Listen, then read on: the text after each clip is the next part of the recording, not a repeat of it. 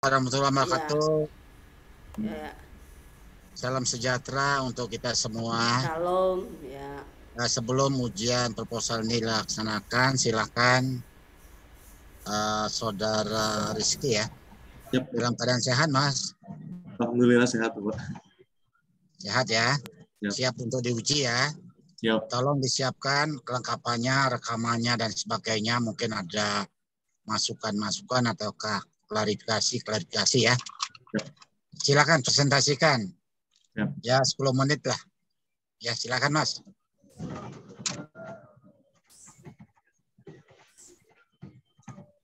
Bismillahirrahmanirrahim. Assalamualaikum warahmatullahi wabarakatuh. Selamat siang, salam sejahtera untuk kita semua. Saya Rizky Agung Pambudi, NPM 719810071, mahasiswa Pascasarjana Hukum Universitas Wiraraja, ingin menyampaikan proposal tesis saya yang berjudul Rasio Legis Pidana bagi Pembuat Moral Satir dalam Perspektif Hak Asasi Manusia.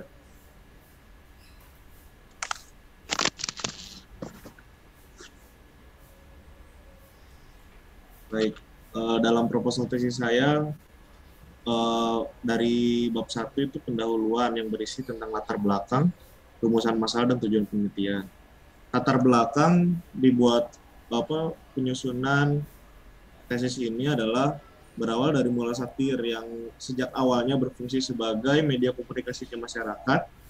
Terus mulai dari 2018 moral satir yang mendapatkan atensi lebih atau atensi khusus dari berbagai kalangan, khususnya para penegak hukum.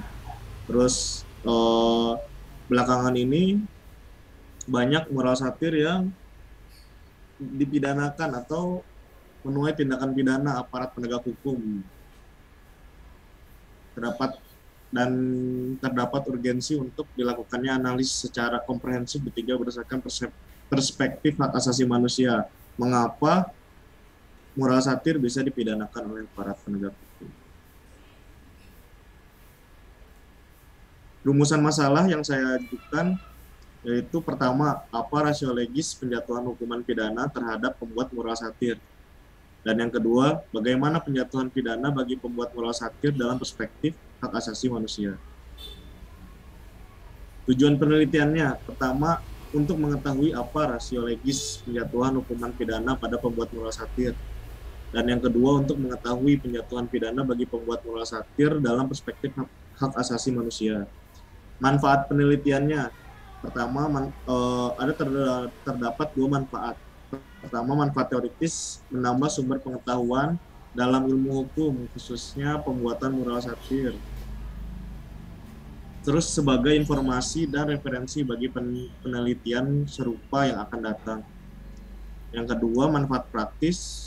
Satu, selain menjadi prasyarat memperoleh gelar Magister Hukum pada Pascasarjana Universitas Wiraraja, itu juga menjadi sebuah social control dalam pelaksanaan pengawasan terhadap pembuatan moral satir dan menjadi landasan bagi aparat penegak hukum dalam menyikapi hadirnya moral satir dalam memperhatikan aspek-aspek dari hak asasi manusia.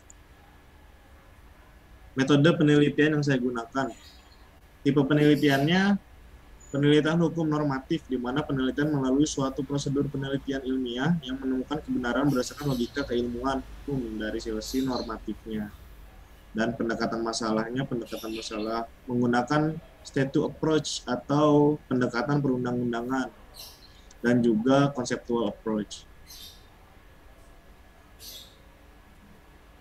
Sumber bahan hukum yang digunakan ada 3. Yang pertama, bahan hukum primer, bahan hukum yang mengikat dalam penelitian ini. Hukum primer ini seperti Undang-Undang Dasar tahun 1945, terus Undang-Undang Nomor 1 tahun 46 tentang Peraturan Hukum Pidana, terus Undang-Undang Nomor 24 tahun 2009 tentang Bendera, Bahasa Lambang Negara, serta Lagu Kebangsaan, dan yang keempat, Undang-Undang Nomor 39 tahun 1999 tentang Hak Asasi Manusia, lalu Undang-Undang Nomor 12 tahun 2005 tentang International Covenant on Civil and Political Rights. dan Undang-Undang Nomor 23 Tahun 2014 tentang pemerintahan daerah, tentu yang terakhir Undang-Undang Nomor 19 Tahun 2016 tentang perubahan atas Undang-Undang Nomor 11 Tahun 2008 tentang informasi dan transaksi elektronik. Teknik pengumpulan bahan hukum yang saya gunakan yaitu dengan studi kepustakaan melalui media cetak, elektronik, perundang-undangan, dokumen-dokumen resmi maupun literatur yang erat kaitannya dengan permasalahan yang saya bahas nantinya. Yang metode analisis yang saya gunakan yaitu yuridis normatif, dilakukan dengan cara meneliti bahan pustaka atau data sekunder sebagai bahan dasar untuk diteliti dengan mengadakan penelusuran terhadap peraturan-peraturan yang terkait permasalahan yang dibahas. Mungkin itu saja yang bisa saya paparkan. Terima kasih. Assalamualaikum. Terima kasih para Rismokum yang sudah mempresentasikan proposal ini ya. Siap. Saya kasih waktu Bapak Dr. Muhammad Zainuddin, silakan Bapak Zainuddin.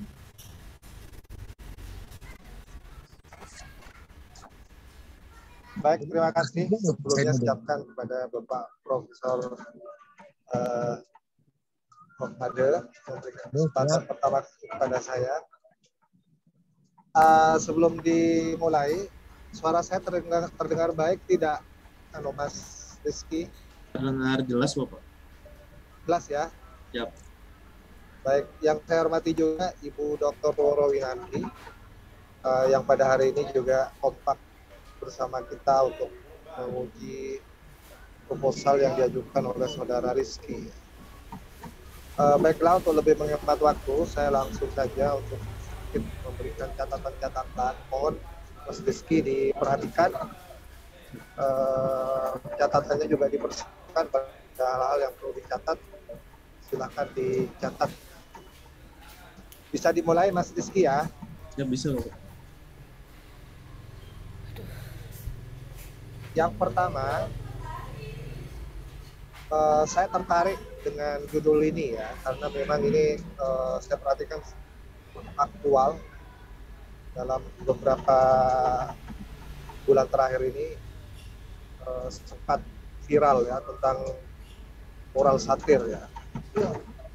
Setahu saya Mas Rizky ya, sebelum-sebelumnya ya, moral satir ini tidak ada permasalahan.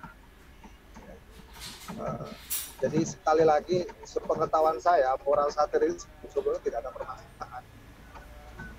Nah, cuman baru sempat viral beberapa bulan yang lalu dipermasalahkan. Saya tidak tahu apakah ini murni persoalan hukum ataukah mungkin ada hal-hal di luar hukum, sehingga sesuatu yang awalnya tidak bermasalah kemudian ini dianggap sebagai masalah. Nah, sebelum kita berbicara yang lain, saya ingin Anda berkomentar tentang ini dulu sebelum kita masuk ke isu hukumnya. Jadi sekali lagi, walaupun ini normatif, walaupun ini penelitian normatif, perlu saya sampaikan bahwa fenomena hadirnya moral satir ini sebelum-sebelumnya nggak ada masalah.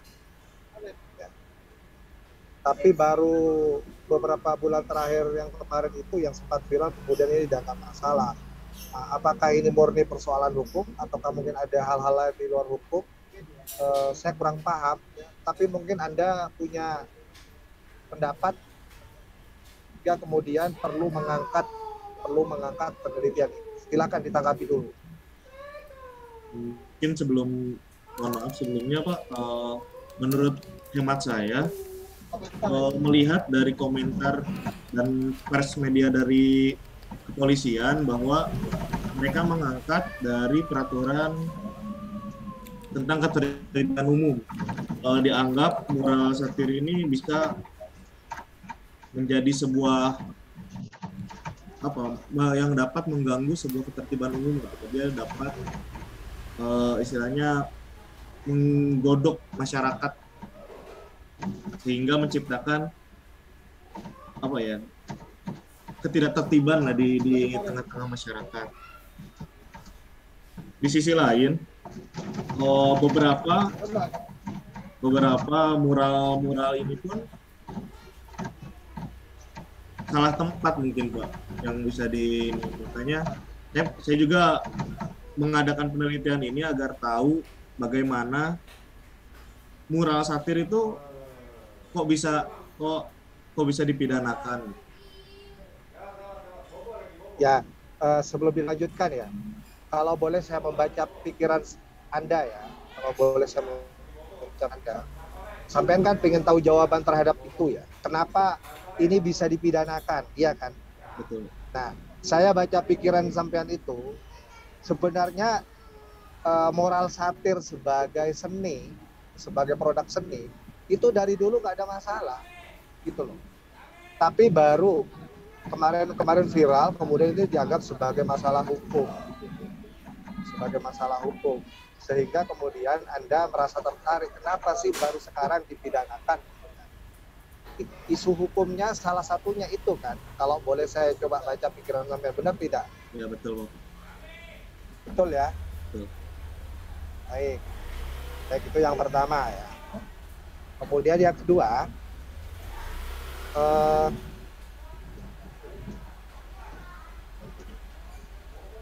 tentang judulnya coba. Di situ bicara rasio legis pidana. Kemudian di rumusan masalah yang pertama itu beda tidak dengan rasio legis penjatuhan pidana? Itu beda tidak? Jadi yang pertama di judul itu rasio legis pidana. Kemudian di rumusan masalah yang pertama itu rasio legis penjatuhan pidana. Bahkan ada lagi bicara pemidanaan moral satir. Itu kira-kira yang tepat yang mana yang sampean maksud dalam penelitian yang akan dilaksanakan ini? Kayaknya yang penjatuhan pidana. Penjatuhan pidana ya? Iya. Jadi rasio legis penjatuhan pidana gitu ya? Betul. Baik. Itu perlu perlu diperhatikan ya, karena istilah-istilah itu kan dipilih ya, dengan asumsi bahwa sampean tahu ruang lingkupnya itu, ruang lingkup kajian yang akan dilakukan tahu gitu. Ya, jadi sampean harus menggunakannya secara konsisten. Tuh. Kemudian berikutnya, apa bedanya rumusan masalah yang pertama dengan yang kedua itu? Coba Kalau yang pertama itu kita mencari alasannya Pak, kenapa moral satir itu bisa dijatuhkan hukuman pidana, bahkan sampai ditangkap kan yang pembuatnya. Nah untuk yang kedua ini lebih ke akibat hukumnya Pak. Yang kedua ini akibat hukumnya. Ya melalui perspektif hak asasi manusia. Jadi kita memandangnya dari hak asasi manusia, khususnya kebebasan berpendapat dan berekspresi. Jadi yang kedua ini berbicara tentang moral satir, perspektifnya hak asasi manusia ya. Betul. Nah, saya kalau boleh sedikit ya juga membaca kalau saya bilang itu walaupun tidak wajib ya, tapi kan kita boleh punya asumsi ya. Di rumusan masalah yang kedua itu seolah-olah ada asumsi yang dibangun ya, bahwa membuat moral satir sebagai bagian daripada ekspresi berpendapat ya, itu sebenarnya tidak melanggar hak asasi manusia. Artinya kalau kita memahaminya berbasis hak asasi manusia, sebenarnya itu tidak ada permasalahan gitu. Apakah memang arah temuannya akan diarahkan ke sana? Jadi yang pertama itu kan sampean bicara apa alasan logisnya, reason the track-nya dijatuhkan pidana bagi pembuat moral satir itu apa. Tapi yang kedua, rumusan masalah yang kedua, sampean ingin memberikan pendapat bahwa dalam perspektif asasi manusia sebenarnya boleh saja gitu menyampaikan pendapat dengan menggunakan moral satir. Benar tidak yang saya sampaikan ini? Betul Pak. Cuman yang kedua itu ada tambahan lagi. Sebenarnya melanggar nggak sih Pak? Maksudnya pembuatan moral satir itu melanggar lagi, pemidanaan itu benar-benar melanggar nggak dari hak asasi manusianya gitu. Jadi tindakan aparatnya itu yang saya konsentrasikan di sini Pak. Oh baik. Jadi saya perlu tahu itu. Jadi supaya tahu arah kajiannya kemana gitu maksud saya. Kemudian berikutnya, sebenarnya diatur tidak di dalam undang-undang, diatur tidak secara jelas tentang moral satir ini. Nah, sementara untuk di undang-undang belum ada aturan yang jelas bagaimana tata cara membuat moral satir yang dibolehkan, yang tidak dibolehkan, seperti itu belum ada, Pak. Cuman sebentar Mas, saya koreksi ya, belum ada atau belum jelas? Mungkin belum jelas Pak, masih kabur ya. Jadi isu hukumnya itu ada kesamaran, ada kekaburan ya. Iya betul. Jadi bukan tidak diatur ya, diatur, cuman masih samar. Iya betul, masih samar. Oke, berarti tugas sampean nanti menemukan yang samar, yang kabur itu menjadi lebih jelas, begitu kan? Betul. Seperti itu ya? Ya. Baik. Jadi saya pengennya novelty-nya seperti itu. Jadi temuannya nanti salah satunya itu memperjelas yang dianggap kabur, yang dianggap samar itu. Ya. Jadi tujuan penelitiannya di sini bukan hanya mengetahui, tapi juga harus menemukan ada temuan-temuan baru yang bisa memperjelas. Bisa memperjelas itu. Ya. Ya. Jadi bukan hanya sekedar tahu gitu. Kemudian berikutnya, sebelum nanti yang lain, kalau bicara manfaat praktis, ya, saya kira tidak perlu dicantumkan lah kalau dijadikan sebagai syarat memperoleh gelar magister hukum. Saya baca kalau nggak salah tadi itu. Ya. Itu saya kira tidak perlu dimasukkan sebagai manfaat praktis. Manfaat praktis itu maksudnya manfaat praktis yang bisa langsung digunakan dengan membaca penelitian ini gitu maksudnya. Jadi dengan membaca penelitian sampean ini, manfaat praktis apa yang bisa langsung digunakan. Ya.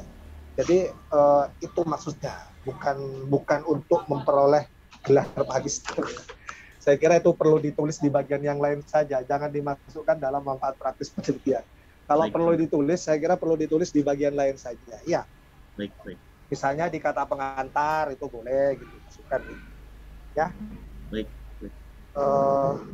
Sementara itu dulu, nanti hal-hal lain mungkin bisa saya susulkan. Saya kembalikan kepada Prof. Made. Ya, terima kasih Pak Dr. Musainuddin. Selanjutnya, monggo Ibu Dr. Woro. Ya. Baik, terima kasih Prof. Made. Selamat siang. Semoga semuanya dalam keadaan sehat. Pak Zainuddin juga dalam perjalanan juga sehat sampai tempat tujuan dan selamat. Oke, Mas Rizky,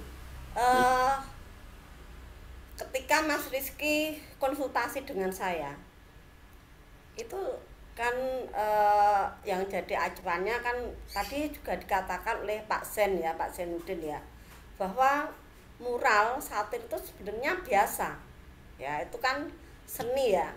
Nah dulu ada istilahnya seni untuk seni gitu ya. Jadi seni itu ya memang untuk seni, tidak untuk maksud lain. Tetapi akhirnya kan yang namanya seni sekarang bisa bergeser untuk misalkan menyindir ya. Mas Rizky mungkin pernah lihat juga ya beberapa tayangan di televisi yang satir, isinya satir ya. dulu ada sentilan-sentilun, kemudian dulu ada yang namanya Republik BBM, pernah dengar ya? Republik benar-benar mabuk, itu juga sebenarnya ekspresi, menyampaikan ekspresi.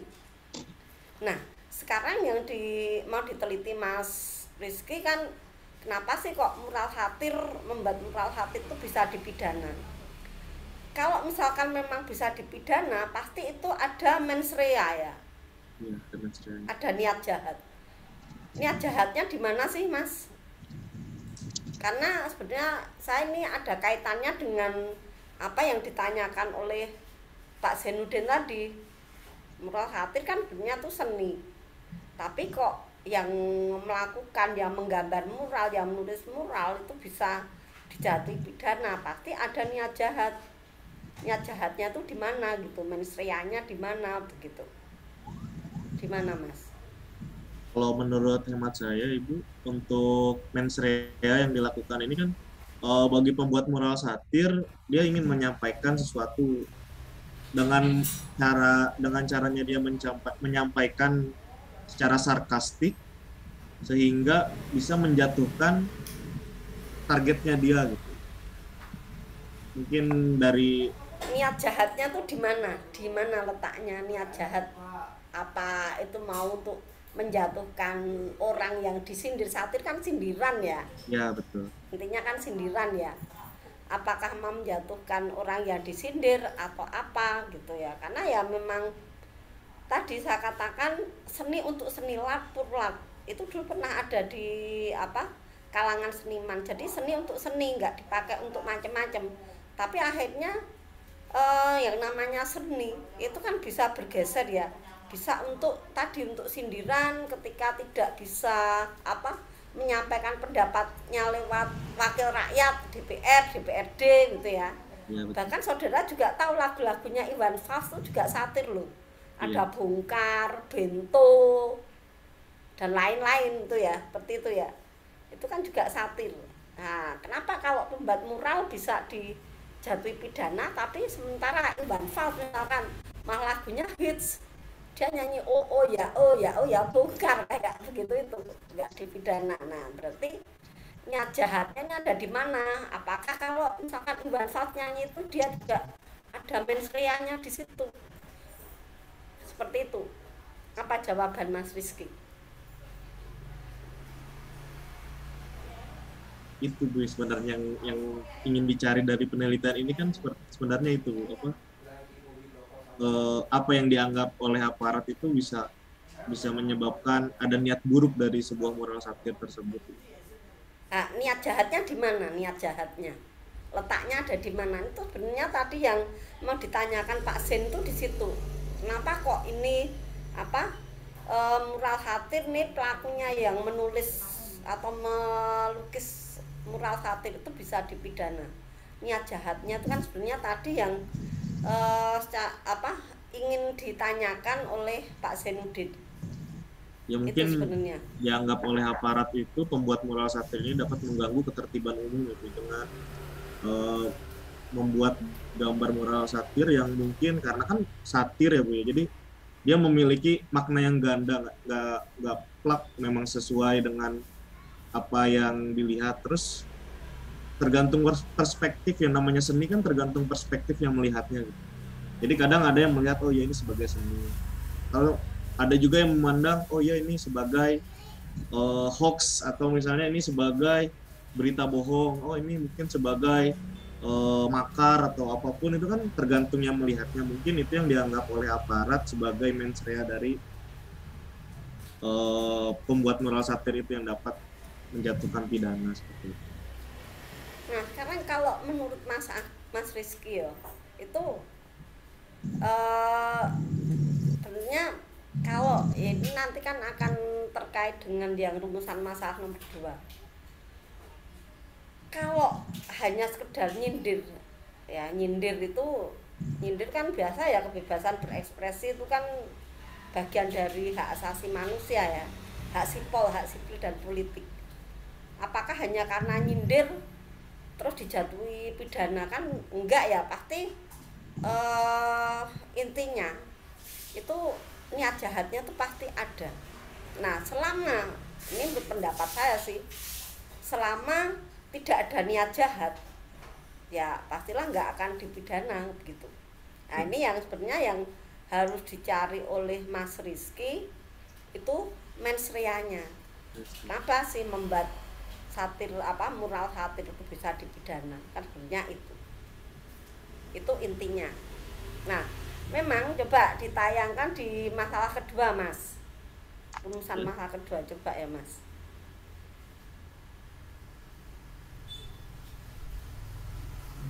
Yang rumusan masalah kedua. Nah, ini kan ada hubungannya ya. Sebenarnya kalau menurut saya sih lebih tepat tuh harusnya ya ini Mas Rizky mengungkapkan mens reanya, niat jahatnya ya untuk pembuat mural satir yang dipidana, harusnya begitu. Nah, nanti di perumusan kedua ini kalau masukan saya, nah kalau menjatuhkan pidana bagi pembuat mural satir ini bertentangan enggak dengan hak asasi manusia, karena itu nanti akan terkait dengan tadi niat jahat tadi, mens rea tadi. Kalau ya, karena begini, hak asasi manusia itu kan ada dua macam ya, yang derogable rights dan non derogable rights. Kalau menurut Mas Rizky, kalau menyampaikan pendapat tuh masuk yang derogable rights atau yang non derogable rights, Mas? Yang derogable rights. Non derogable rights ya. Jadi itu masuk hak sipol. Nah, non derogable rights artinya hak-hak itu tidak dapat dikurangi. Tapi kalau dibatasi boleh tidak, Mas? Hak asasi manusia, hak sipol. Boleh nggak dibatasi? Boleh. Ya. Bolehnya dengan apa?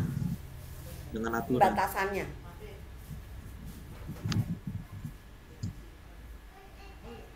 Dengan aturan. Ya. Nah, itu ada dasarnya ya kalau tidak salah artikel 29 ayat 2 Declaration Universal of Human Rights. Jadi, deklarasi universal hak asasi manusia itu di pasal 29 ayat 2. Ya, itu nanti dibaca lagi, itu nanti untuk tujuannya juga untuk menambah referensinya untuk dasar hukumnya. Kenapa sih tadi kan kaitannya dengan non derogable rights. Memang hak asasi yang yang sipol ini tidak boleh dikurangi, tapi dalam hal tertentu ya itu bisa dibatasi dengan aturan hukumnya. Dasarnya adalah artikel 29 ayat 2 Universal Declaration of Human Rights itu. Nah, itu nanti Mas Rizky di sini harus mengungkapkan ya niat jahatnya di sini. Terus nanti kalau dijatuhi pidana ya ini kaitannya nanti dengan pembatasan pembatasan atau limitasi pelaksanaan hak asasi manusia. Karena kalau hak asasi manusia itu digunakan sebebas-bebasnya tanpa pembatasan, itu juga akhirnya akan melanggar hak asasi manusia orang lain gitu. Itu sekedar masukan dari saya ya, Mas Rizky ya. Itu ya nanti harus nanti mens rea-nya itu nanti juga harus nampak di rumusan masalah 1, karena itu nanti akan terkait dengan yang rumusan masalah nomor 2. Mungkin begitu ya dari saya, sementara cukup itu. Demikian Prof. Made saya sampaikan ini. Terima kasih Bu. Terima kasih Prof. Dr. Woro. Ya, monggo Prof. Ini saya kembalikan lagi.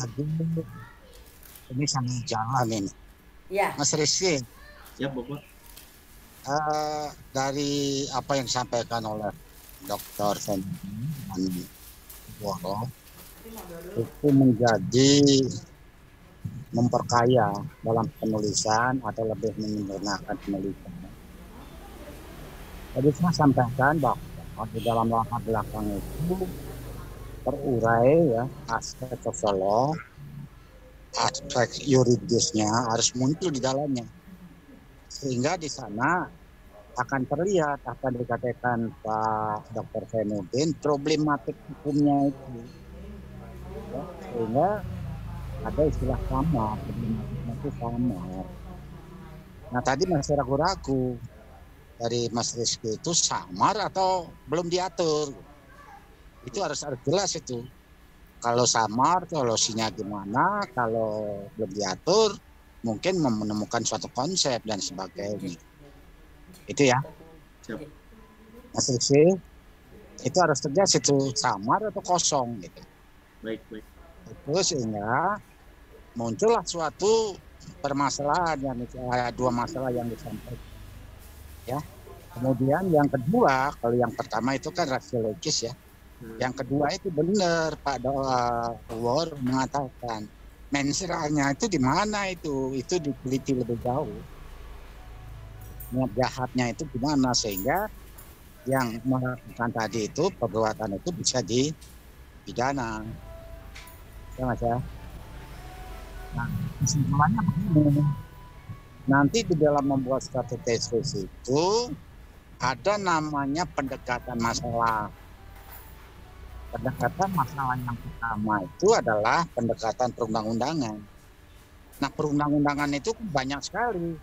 Tapi perundang-undangan yang terkait dengan kasus yang dibuat ini. Ya. Ya Mas Rizky ya. Itu dimunculkan di sana. Yang terkait dengan tesis yang dibuat. Dan kemudian tadi dikatakan kasus dulu masalah ini belum tidak menjadi suatu masalah, belakangan katanya menjadi suatu masalah. Artinya kan kasus. Maka perlu pendekatan kasus. Ada nggak putusan yang sudah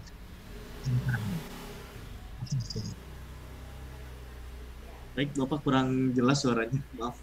Kurang jelas ya. Jadi ada putusan enggak dalam kasus ini? Belum Pak, baru penangkapan sebentar. Oh, baru penangkapan. Berarti belum gini ya. Belum ingkrah gitu ya. Belum inkrah dalam itu. Oh. Jadi itu tadi kenapa dipidana? Itu kan dicari itu. Tadi sudah diarahkan di Boro itu mensranya itu. Ya. Apakah bertentangan dengan hak asasi manusia atau memang harus dipidana? Kan acuannya begitu. Betul. Ya, itu apapun bentuk pendekatannya, apakah konsep, apakah filosofis dan sebagainya itu harus ada jabaran. Tidak bisa hanya dengan konsultasi ini. Ya. Saya rasa dua masalah itu sudah cukup, hanya diperkaya dengan pembahasan nanti. Ya. Jadi yang pertama latar belakangnya sudah orang itu membaca latar belakang itu paham arahnya seperti ini. Tapi kalau di sana masih belum jelas, jadi orang akan bertanya-tanya terus. Ya, untuk itu perlu diperjelas aspek sosiolognya, gimana aspek juridisnya, pengaturannya.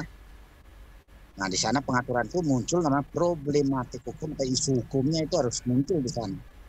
Nah sementara ini kan belum muncul. Baik. Ya, itu Mas Rizky. Siap. Tambahan dari saya. Terima kasih. Bagaimana Pak Zainuddin, ada tambahan lagi Pak Zainuddin? Saya kira cukup dari saya Pak. Cukup. Ibu Woro, mohon Bu. Saya kira sudah cukup Prof. Ya. Kalau cukup saya kembalikan kepada operator ya. Ya, Mbak Evi. Ya. Monggo Mbak. Mbak Evi. Mbak Evi. Halo. Mbak Evi. Halo Mbak Evi. Mungkin baru keluar ya Mbak Evi-nya ya. Enggak ada ada tapi baru keluar mungkin ruang. Atau kita mufakat aja ya Bu ya. Heeh. Gini aja Mas Rizky dipinggirkan sebentar baru kita ngomong gitu ya.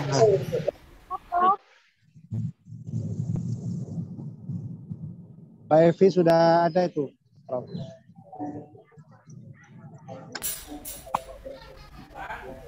Mbak Evi. Mbak Evi. Iya. Ini kami sudah selesai menguji nih sama Prof Madin mau dikembalikan Mbak Evi. Disuruh keluar dulu. Iya, Prof.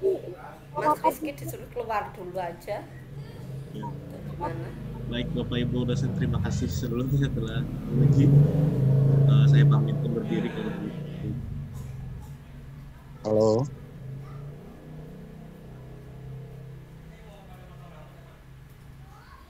Halo Ibu. Iya. Kenapa ini? Iya, Prof. Iya. Sudah. Oke. Lalu langsung sampai tanya lagi Bu ya. Iya. Monggo, Prof. Saya 85 Bu. Iya. Saya juga 85. Jadi intinya bisa diteruskan ya. Iya, bisa dilanjutkan sama Prof. Sama ya. Intinya ini bagus, Prof. Jadi bisa dilanjutkan. Ini bagus ini menurut saya. Ya, oke. Kalau gitu kita panggil lagi itu. Iya, iya. Ya. Mbak Evi, silakan Ya, Bu. Mas Rizky dipanggil lagi ya.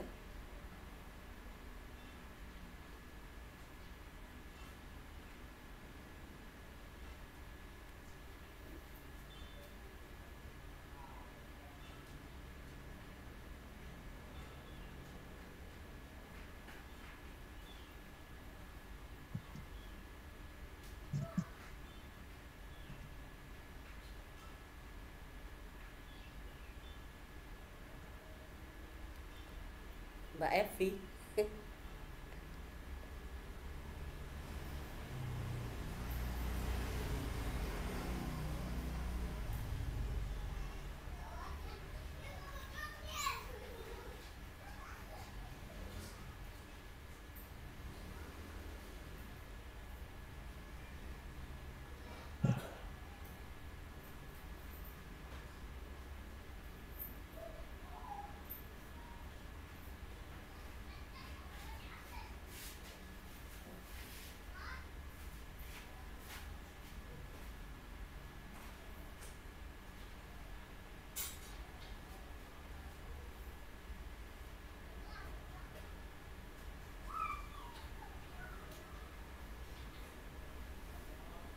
Halo. Nah, sudah dipanggil lagi, Pak. Oh, belum muncul ya. Ya, sudah muncul. Monggo, Prof. Selamat siang, Selamat siang. Bapak Ibu penguji yang terhormat. Yang Salam sejahtera. Tadi sudah melangsungkan suatu ujian atas nama Saudara Rizky Agung dan nilai dinyatakan Saudara Rizky layak ke tingkat selanjutnya. Artinya proposal ini bisa ditindaklanjuti ke tingkat yang lebih baik begitu ya. Dengan catatan masukan-masukan dari tim penguji yang tadi sampaikan. Silakan Mas Rizky, kasih waktu menyampaikan apa terserah. Monggo silakan. Baik, terima kasih Bapak Ibu dosen penguji yang telah memberikan kesempatan saya untuk melanjutkan ke tahap berikutnya. Insya Allah setelah ini akan saya perbaiki apa kekurangannya dan akan menjadikan catatan-catatan yang baru saja disampaikan untuk menjadi pedoman dalam pembuatan tesis berikutnya. Ya. Sudah. Oke, jadi catatan dari saya pribadi ini membuat tesis tidak usah lama-lama. Baik. Jadi tesis yang bagus adalah tesis yang selesai. Ya, jangan lama-lama. Oke, gitu aja. Terima kasih Dr. Zainuddin, Sama-sama, Prof. Ya, Prof, Prof. Nggih, Prof. dan selalu sehat. Ya. Ini Ya, Prof. mungkin lagi ngelancar ya. Guru lagi ngelancar. Iya, nggih, Prof. Nggak dengar suaranya, Prof. Nada kecil sekali. Iya. Oh, gitu. Iya. Itu di jalan ini jalan. Iya, ya, namanya gangguan.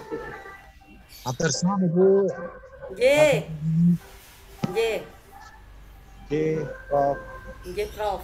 Nggih. Saya kembalikan operator, silakan Mbak. Mbak Evi. Pak Esti. Mbak Evi. Masih. Mungkin masih repot ya Mbak Evi. Mbak Evi. Prof. Ya. Prof Mada sudah selesai, mungkin sudah menutup ini ya, sudah menutup acara proposalnya, ujian proposalnya ini dikembalikan ke Mbak Evi lagi waktu. Halo, Mbak Evi. Mbak Evi.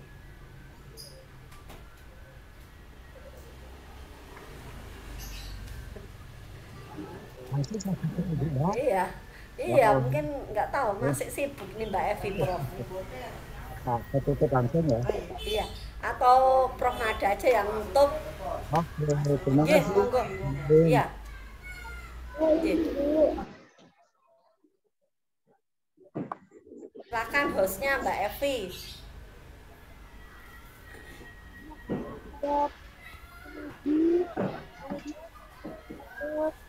Suara dan komisi 3 Pak Zainuddin, terima kasih atas waktunya dan selamat juga untuk Mas Rizky Agung, selamat berproses hingga tahap akhir Mas, jangan sampai lewat dari semester ini.